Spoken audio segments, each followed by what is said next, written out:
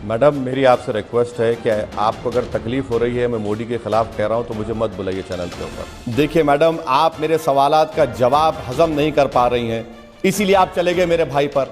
आप डिबेट मेरे भाई पर कर रहे हैं तो उनको बुला लीजिए, मैं चला जाता हूं। चलिए, आप उसको गलत प्रूफ कर दिए असदुद्दीन ओवैसी को। इस प्रोग्राम को खत्म होने से पहले आप मुझे झूठा साबित कर दीजिए। अगर मैं देश के खिलाफ कहा तो आपकी गीरत कहां चले गई? आप एक गद्दार को क्यों बुलाया अपने टीवी चैनल से? भारतीय मीडिया चैनल्स पर किसी न किसी मुद्दे पर डिबेट होती रहती है। पिछले कुछ सालों में मीडिया में डिबेट के मुद्दे में काफी बदलाव देखने को मिला है।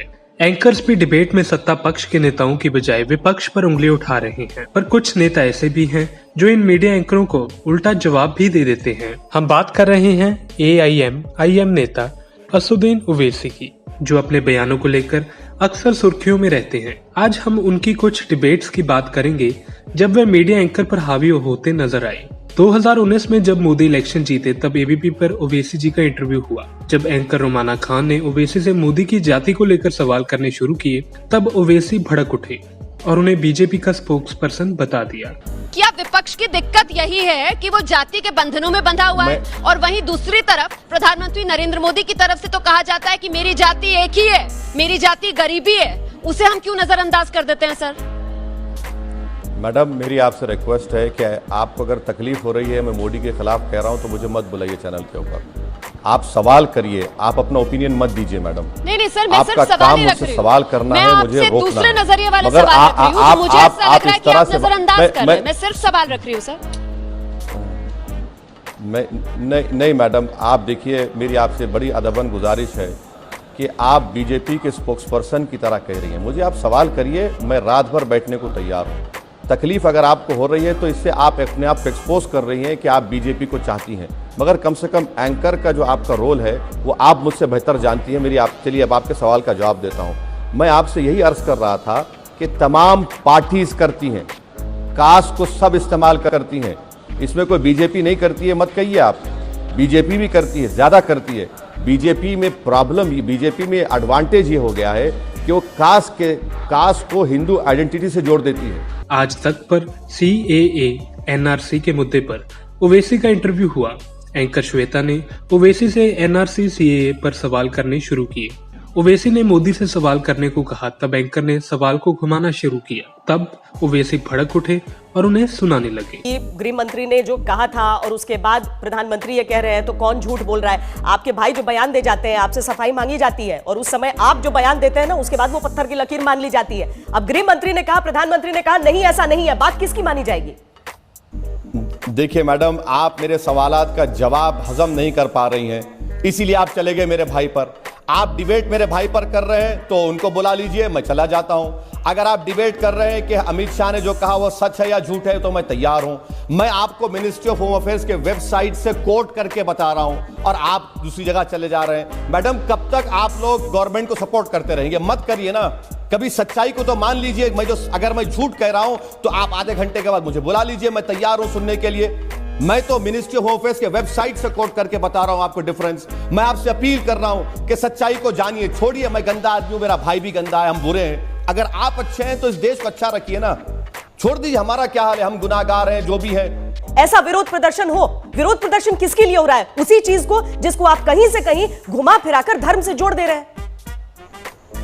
मैडम, जो दिल्ली में और पूरे देश में जो प्रोटेस्ट हो रहा है वो कैसे मुसलमान कर रहे हैं? आपको गलत फहमी है मैडम, माफ करना मैडम। आप टीवी स्टूडियो में बैठी हैं, आप रोड पर आकर देखिए, उसमें हर मजहब के, हर कास्ट के लोग और खास तौर से महिलाएं उसको लीड कर रही हैं।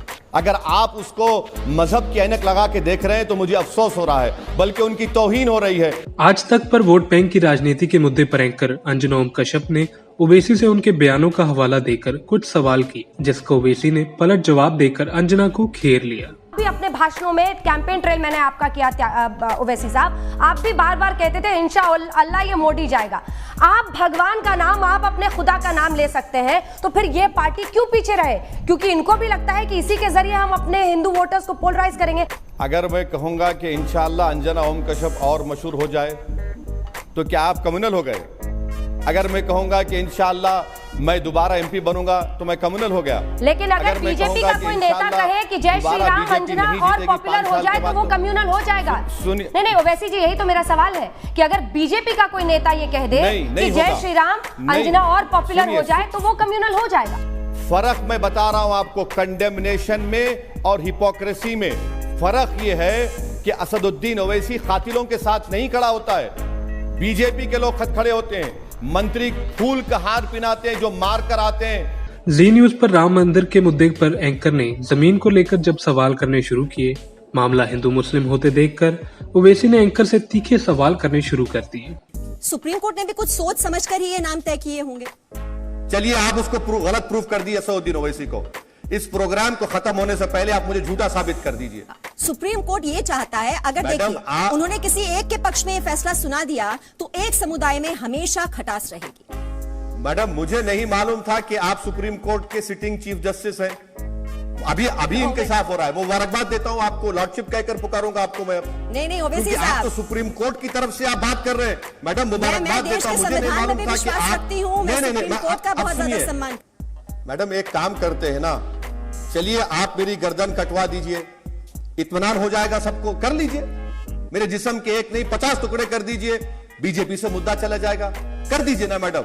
अगर अब नौबत इस बात पर आ चुकी है तो चलिए हम तैयार हैं, अब क्या कर सकते हैं, क्योंकि आप ये कह रहे हैं कि गर्दन नहीं हमको कटेगी। बलि का देखिए बकरा पूरी बनाएंगे दुनिया आपकी आस्था के में ये लिए। मैसेज आप जाएगा कर्म कि करिए। हमारा देश कितना सेक्युलर है। जब रोहित सरदाना जी न्यूज में थे तब बिहार में एक विवाद को लेकर ओवैसी के साथ डिबेट हुई। रोहित सरदाना ने ओवैसी से उनके भाई को लेकर कुछ सवाल किए, जिस पर ओवैसी भड़क उठे और रोहित सरदाना से सवाल करने लगे। आपको लगता है कि आपके केवल मीट पर दिए गए बयान मीडिया दिखाता है? आपके केवल देश के खिलाफ दिए गए बयान मीडिया दिखाता है? जब आप मुसलमानों की अच्छाई करते हैं तो मीडिया नहीं दिखाता। आपको ये बताना पड़ेगा कि मैंने देश के खिलाफ क्या कहा, और अगर कहा है तो मैं जी टीवी को चैलेंज कर रहा हूँ, मेरे खिलाफ केस बुक करिए और मुझे जेल में डालिए, वरना इस अल्फाज को आप वापस लीजिए। उस ये पर भी आ आपको जाऊंगा। जेब नहीं देता कितना बड़ा वैसे साहब, उस पर भी आ जाऊंगा। कितना बड़ा टीवी। आप जरा सुन तो लीजिए, आपने क्या कहा, मैंने देश के खिलाफ कहा। अगर मैं देश के खिलाफ कहा तो आपकी गीरत कहाँ चले गई? आप एक गद्दार को क्यों बुलाया अपने टीवी चैनल पे? सर मेरा सवाल ये है, आप बताइए केस। सर आप एक सांसद भी हैं, नहीं असदुद्दीन ओवैसी, आप एक सांसद भी हैं। आप इस तरह की बात सांसद भी हैं। नहीं, हम आगे आप नहीं, एक वकील भी हैं। नहीं हम आगे नहीं, आप एक वकील भी हैं, हम आगे नहीं बढ़ सकते जब तक कि आप मेरा एक भाई के बयान बयानों बताएंगे के जो मैंने साथ देश हैं के कि खिलाफ नहीं कहा। है? आप अपने भाई के साथ हैं कि नहीं है? उन्होंने जो कहा वो देश के खिलाफ था कि नहीं था? कैसा देश के खिलाफ है वो कोर्ट तय करेगा। आप कोर्ट हैं, आपको लॉ ऑफ एविडेंस मालूम। आपको तो मालूम है ना, आप तो वकील हैं, इसलिए आप छुपा सकते हैं नहीं, उसको मुझे नहीं दलीलें मालूम। देकर। मैं आपको चैलेंज कर रहा हूं, अगर आप में मर्दानगी है तो मुझ पर केस बुक करिए। आप चलिए मैं आपको चैलेंज कर रहा हूं। मैं आपको चैलेंज, मैंने जो कुछ कहा, आप कहलाना चाहते हैं बैरिस्टर, जो कुछ कहा। ये थे कुछ वो डिबेट्स जब ओवैसी ने मीडिया एंकरों को सुनाया और सीधे मोदी से सवाल करने को कहा। हम भी यही उम्मीद करेंगे कि मीडिया सरकार में बैठे नुमाइंदों से भी सवाल करना शुरू करेगा और जनता की परेशानियों का हल निकालने में कोई मदद करेगा। Bureau report, Punjab today TV. If you like our channel, please subscribe, and to get notifications about news, please click the bell icon.